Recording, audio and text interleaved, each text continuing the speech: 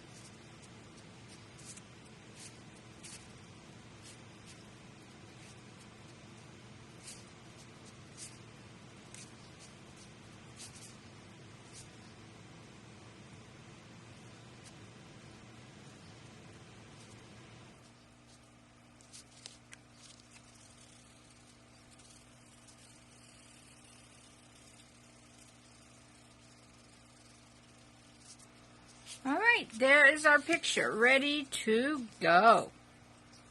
I did not give you a materials list for this. I am working on watercolor paper, 140-pound watercolor paper, a pencil eraser, and a permanent ink pen, so it doesn't smudge when we put water on it. Now, you will also need, for this next stage, which is making our background, a nice fat brush. Any kind of fat brush will work for this. You can even use a sponge if you'd like. And then your regular watercolor painting brush. I'm using a number 5 My Artscape brush.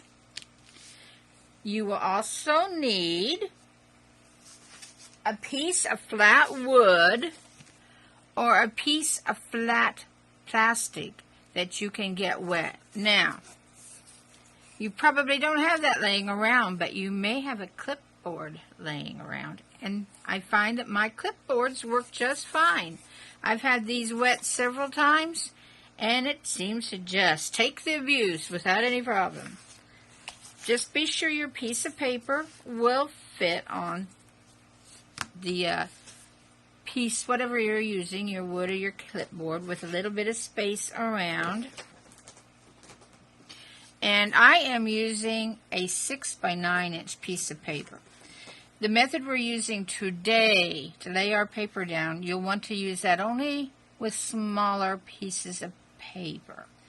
Now, as you get more advanced, you may be able to do this with bigger pieces, but this works best with small pieces of paper. This size, or even half this size, is better yet. And I would suggest when you first do this, try this with smaller pieces of paper. Okay, you will need your water. You'll need your pot of water.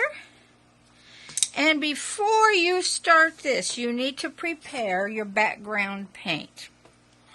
Now, just so you can see that it can be done, I'm going to use some Crayolas, because this is what a lot of people have in their homes. And you don't want to have to wait to make an order out or go to the store to try out something in watercolor. So if this is what you have, it will work. You can also use your more expensive paints. It will work wonderfully, but these will too for what we're doing today. So we will need to activate the colors. Now, since we're going to paint over this background, we will need to do the background fairly light. Now, we want to be able to see it. I kind of like the way this turned out. You can see that there's a blue and pinky sky, and you can see the colors, so you want to at least see them. But if it's too dark, then you're not going to be able to paint over it well. So I am going to activate my blue. And Crayola has a beautiful sky blue. This light blue makes a beautiful sky. So I'm going to activate that. I want to activate some yellow. And I'm about to run out of my colors here. And some red. We want that to eventually be pink for our pink sky. Now let's do some mixing here in this side. We are not going to take the color straight from the pan. We're going to dilute it even more. And here I've had some blue mixed up, so we'll just do that again. We'll make a puddle for the blue, and a puddle for the yellow, and a puddle for my pink. And I think that will be plenty for now.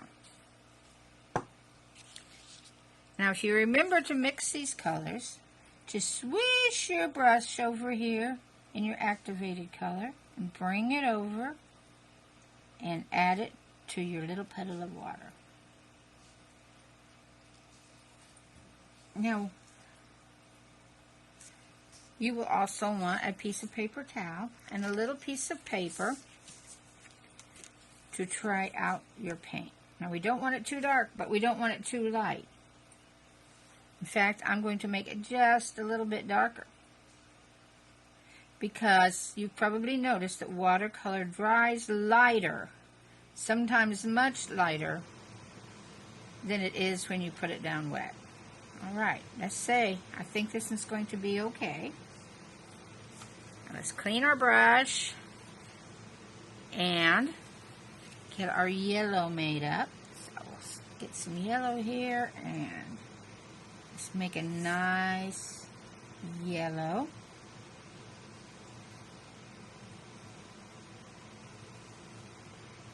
Maybe even a little darker.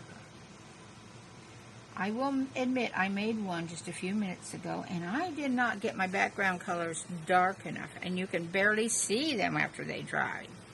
So I'm trying hard to be sure I get them dark enough this time. And some pink. Oh, yes. See, in the best of times, we can make silly mistakes. We will just come over here and make another pink away from that blue. My table's tipping a little bit, it looks like, and it is overflowing. So let's try that again. We don't need much of the pink. And I'm running out of red, so I may have a little bit of trouble getting enough color in there. In fact, I may use it straight from here. All right. Look at the pretty turquoise this is starting to make, though. That is pretty. That might be handy. Okay, we have our paint ready to go. So let's move our watercolors to the side so we have room to work here. All right, here we go. Now normally when we think of wet on wet, we will have taped our paper down, and then we will get this all wet, and while it's wet, we will dip into our wet colors like we just mixed up and put them on the wet page. So we're putting wet paint on wet paper. But the stage that we aren't doing today is this taping down. Now the pros use a gummed tape that you can use for taping down your paper, and it sticks to wet paper. I could not find that locally. I'm pretty sure I can order it, but if I can't find it locally, you probably can't find it locally, so we're going to use a different method today so you don't have to have that gummed tape. And it works pretty good. In fact, some professionals use this method. So, get your water handy, your big fat brush, turn your picture over, and we're going to soak the back side. And be sure it is nice and wet. And you don't want to miss any parts of the paper. Usually you can tell where you have gotten it wet by the shine. And this is why you have to have something that can tolerate water being on it underneath, like plastic or wood. Now, do you notice? This is wet, and already it's starting to buckle up on me. This will buckle and buckle and buckle till it's unusable. We won't be able to paint on it. And the reason for that is there are fibers in paper, and when those fibers get wet, they get longer. So we have long fibers now on top and short fibers underneath on the dry side, and it causes it to curl. So, let's work on that. You can take that up, turn it over. While you're holding that in your hand, we are going to dampen or get wet underneath where this picture is going to be laying. This gives it the paper, this keeps the paper wet longer so we can work on it longer. Sure, that's nice and wet. Now lay down your picture, and look how that's curling. It just curls right up on itself. So now we need to get the front wet. Just have some patience. The water will have to set. The water will have to soak in a little bit before it will lay down, but it will eventually lay down and stick to your board. Isn't that wild? Look at that. The curl is going out because now we're lengthening the fibers on both sides of our paper.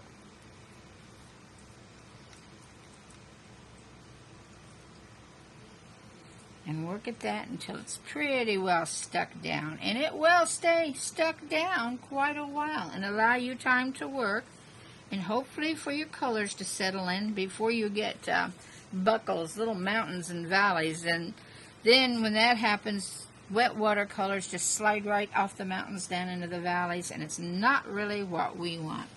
Now kind of look at that in the light. Be sure everything's nice and wet. And now let's use our smaller brush. You know, in fact, we could use our bigger brush. Hey, let's go for our bigger brush. You're going to dip into your wet paint and just kind of dot your paint on here. And I surely hope this is wet. And don't worry if you get it on top of your flowers, because that's part of the idea, because it will then fill in the background between petals better than we do usually when we do it after we've painted and we don't want to touch anything. Okay, now I'm going to clean that brush off. I'm going to go into my red. I want a little pink sky up here, and I hope I've got enough red to pull that off. Now that looks red instead of pink, but as it dries, remember this is going to get lighter. And I'm officially almost totally out of red in my Crayolas. I think I'm going to have to buy me another set. What is nice about Crayolas, I can just go down to my local Walmart and find me some Crayolas. Now, I want some green down here, but I didn't mix up green. But you know what I can do? What does yellow do? I'm going to take my yellow, and I'm going to dab yellow in down here, and look what happens. My yellow, if there's blue underneath it, is now turning to green. I'm going to put a little bit up to the sides because I'm sure there's all kinds of plants behind my daisies showing up in the background. Now, I see that my blue up here at the top is just a little bit light. I'm going to add some more to that. And we're just going to let this paint do what it wants to do. Now, I do have several places where there are gaps, and if you want, you can tip your board just a little bit. Now, this will smooth it out, possibly more than you want. So watch it carefully. I kind of like that. What do you think? I think we should just let that go. Now, you have done all you can do with this background for now. This needs to dry thoroughly, several hours, even overnight. So, what I am going to do is let this dry, and I will be back with you, and for you it will only seem like a second. So I'll see you in a second or two. Hello, I am back. It has been about 5 hours since I left this painting to dry. It's buckled just a little bit, not too much. Perfectly dry, and it came out just the way I wanted it to. Look at those beautiful pastel colors. And I think I forgot to tell you, this big brush I was using was a number 15 My Artscape, but every brand numbers them different. So this really isn't going to tell you anything if you buy this in a different brand. But you can find brushes like this in almost every brand. Just take a good look at it and you'll see a nice fluffy brush. Now, since this has buckled a little bit and I do need to paint my flowers, I'm going back to the old-fashioned way that we tape them up with painter's tape. I find this is the best thing I've used. It sticks well, but not so well that you destroy your paintings. So let's get this taped up.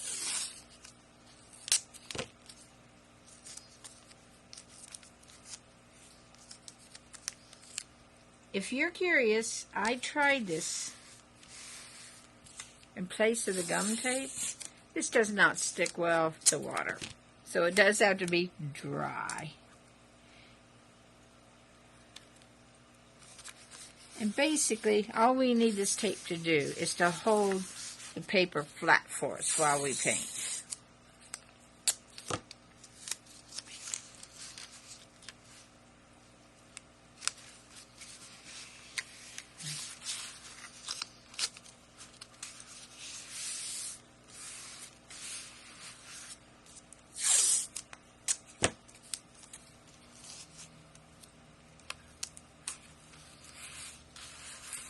There we go.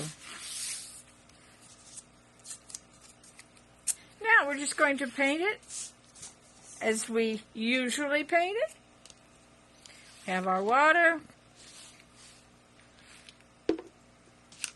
I'm going to use my number 5 brush, and we're going to start out and do the petals. And this is something you've seen me do several times. So we'll probably kind of speed through this part, but I want you to see how it works out going over the top of the other paint. So I'm going to do an orange flower. So here we go.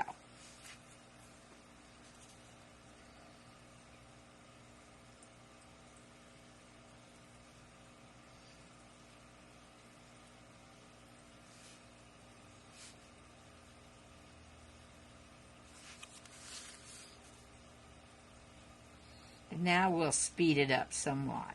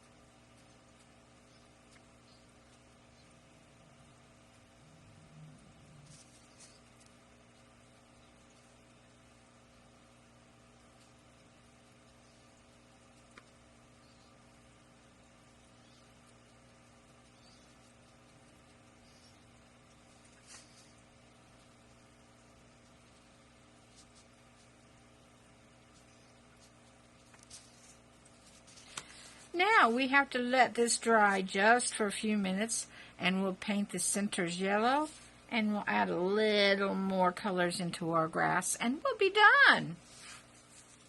All right, I had a glitch in my recording, and somehow I missed putting the yellow centers in and the extra grass. But that's very simple, just some yellow paint in the center and then some wisps up for the extra grass. I hope you've enjoyed this tutorial today. So, I will see you in our next video. We have at least one more daisy video. And I hope you're having a good day and having a lot of fun painting. So, bye-bye for now.